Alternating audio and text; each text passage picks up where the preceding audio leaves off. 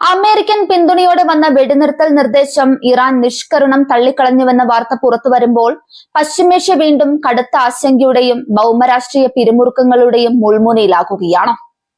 The New York times പുറത്തുവിട്ട റിപ്പോർട്ടുകൾ പ്രകാരം ഇറാഖ് പ്രധാനമന്ത്രി അലി അൽ സെയ്ദി വഴി കൈമാറിയ സുപ്രധാന സമാധാന നിർദ്ദേശത്തോടെയാണ് ടെഹ്റാൻ പൂർണ്ണമായും മുഖം തിരിച്ചത്.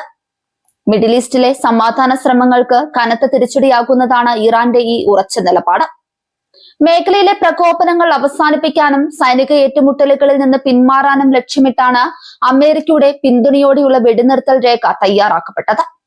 എന്നാൽ തങ്ങളുടെ പ്രഖ്യാപിത സുരക്ഷാ ആവശ്യങ്ങളും നിബന്ധനകളും പൂർണ്ണമായി അംഗീകരിക്കാതെ ഒരു താൽക്കാലിക വെടിനിർത്തലിനും തയ്യാറല്ലെന്ന വ്യക്തമായ സന്ദേശമാണ് ഇറാനിയൻ ഭരണകൂടം നൽകുന്നത്. തങ്ങൾ മുന്നോട്ട് വെച്ച സമാധാന നിർദ്ദേശം ഇറാൻ തള്ളാൻ പ്രധാന കാരണം തന്ത്രപ്രധാനമായ ഹോർമുസ് സമുദ്രസന്ധിയുടെ ദീർഘകാല പദവിയെക്കുറിച്ചോ ഭാവി സുരക്ഷയെക്കുറിച്ചോ യാതൊരു കൃത്യതയും പ്രസ്തുത കരാറിൽ ഉണ്ടായിരുന്നില്ല എന്നതാണെന്ന് ഇറാനിയൻ ഉദ്യോഗസ്ഥർ വ്യക്തമാക്കുന്നുണ്ട്. ആഗോള എണ്ണ വ്യാപാരത്തിന്റെ ജീവനാഡിയായ ഹോർമുസ് സന്ധിയുടെ നിയന്ത്രണവും സുരക്ഷയുമാണ് ഇരു രാജ്യങ്ങളും തമ്മിലുള്ള ചർച്ചകളിലെ ഏറ്റവും വലിയ തർക്കവിഷയം. പശ്ചിമേഷ്യൻ സമാധാനത്തിനായി മധ്യസ്ഥത വഹിച്ച ഇറാഖ് പ്രധാനമന്ത്രി അലി അൽ സെയ്ദിയുടെ നയതന്ത്ര ദൌത്യത്തിന്റെ പരാജയം കൂടിയാണ് ഈ സംഭവം കാണിക്കുന്നത്.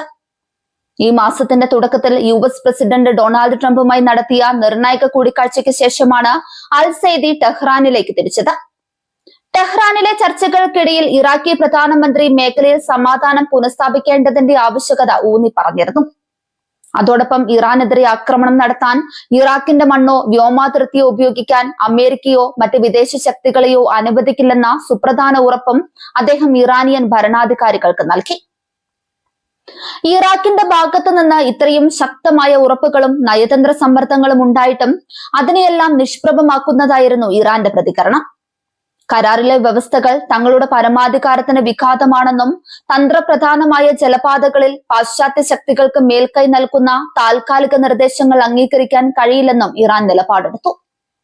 ലോകത്തിന്റെ വിവിധ ഭാഗങ്ങളിലേക്ക് ക്രൂഡ് ഓയിലും പ്രകൃതിവാതകവും കയറ്റി അയക്കുന്ന പേർഷ്യൻ ഗൾഫിലെ ഏറ്റവും സുപ്രധാന കവാടമാണ് ഹോർമുസ് സമുദ്രസന്ധി.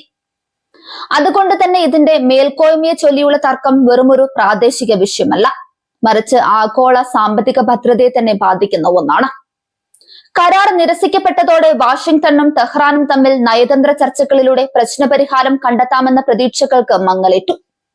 ഒത്തുതീർപ്പുകൾക്ക് ഇറാൻ തയ്യാറല്ലെന്ന സന്ദേശം അമേരിക്കൻ ഭരണകൂടത്തിൽ കടുത്ത അമർഷത്തിന് കാരണമായി. അമേരിക്കൻ പ്രസിഡന്റ് ഡൊണാൾഡ് ട്രംപിന്റെ വിദേശ നയത്തിനും ഇതൊരു വലിയ തിരിച്ചടിയാണ്. അൽ സെയ്ദി മുഖേനയുള്ള നയതന്ത്ര നീക്കത്തിലൂടെ പശ്ചിമേഷ്യയിൽ വൻ വിജയം കൊയ്യാമെന്ന് പ്രതീക്ഷിച്ച ട്രംപ് ഭരണകൂടത്തിന് ഇറാന്റെ കടുത്ത നിലപാട് അപ്രതീക്ഷിത പ്രഹരമായി. ഇറാന്റെ ഭാഗത്തു നിന്നുണ്ടായ ഈ കടുപ്പമേറിയ തീരുമാനം പശ്ചിമേഷ്യൻ മേഖലയിലെ പ്രതിസന്ധി വീണ്ടും രൂക്ഷമാക്കുമെന്ന ഭീതി പരത്തിയിട്ടുണ്ട്. ഒത്തുതീർപ്പുകൾക്ക് വഴിപ്പെടാത്ത ഇരുപക്ഷത്തിന്റെയും നിലപാടുകൾ സൈനിക ഏറ്റുമുട്ടലുകളിലേക്ക് വഴിമാറുമോ എന്ന ആശങ്ക അന്താരാഷ്ട്ര സമൂഹത്തിനുണ്ട്. അമേരിക്കയും ഇറാനും തമ്മിലുള്ള ഈ പോര് ഗൾഫ് മേഖലയിലെ മറ്റ് അറബ് രാജ്യങ്ങളെയും വലിയ രീതിയിൽ ആശങ്കപ്പെടുത്തുന്നുണ്ട്. ഒരു വശത്ത് അമേരിക്ക സൈനിക താവളങ്ങളും മറുവശത്ത് ഇറാന്റെ മിസൈൽ ശേഷിയും നിലനിൽക്കുന്ന സാഹചര്യത്തിൽ ഏതൊരു സൈനിക നീക്കവും ഈ രാജ്യങ്ങളുടെ സുരക്ഷയും സാമ്പത്തിക അടിത്തറയെയും നേരിട്ട് ബാധിക്കും. ഇറാഖിനെ സംബന്ധിച്ചിടത്തോളം ഈ സാഹചര്യം അങ്ങേയറ്റം സങ്കീർണമാണ്. ഒരു വശത്ത് അമേരിക്കയുമായുള്ള നയതന്ത്ര ബന്ധം നിലനിർത്തുകയും മറുവശത്ത് അയൽ രാജ്യമായ ഇറാന്റെ കോപത്തിന് ഇരയാകാതിരിക്കുകയും ചെയ്യുക എന്നത് ഇറാഖിന് വലിയൊരു വെല്ലുവിളിയാണ്. ന്യൂയോർക്ക് ടൈംസ് പുറത്തുവിട്ട വിവരങ്ങൾ അന്താരാഷ്ട്ര മാധ്യമങ്ങളിലും വൻ ചർച്ചയായി മാറിയിട്ടുണ്ട്. രഹസ്യ ചർച്ചകളുടെ വിശദാംശങ്ങൾ പുറത്തു വന്നതോടെ ഇരു രാജ്യങ്ങളും തമ്മിലുള്ള നയതന്ത്ര നീക്കങ്ങൾ കൂടുതൽ കടുപ്പമേറിയതാകും.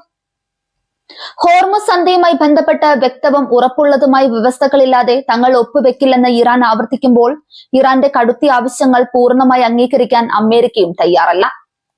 വ്യാപാരാവശ്യങ്ങൾക്കായി പേർഷ്യൻ ഗൾഫിനെ ആശ്രയിക്കുന്ന ഏഷ്യൻ യൂറോപ്യൻ രാജ്യങ്ങൾക്കും ഈ വാർത്ത വൻ തിരിച്ചടിയാണ്. ചരക്കു കപ്പലുകൾക്ക് നേരെ ഭീഷണി ഉയരുകയും എണ്ണ വിതരണം തടസ്സപ്പെടുകയും ചെയ്താൽ അത് ആഗോളതലത്തിൽ വൻ എണ്ണവില വർധനവിനും പണപ്പെരുപ്പത്തിനും കാരണമാകും.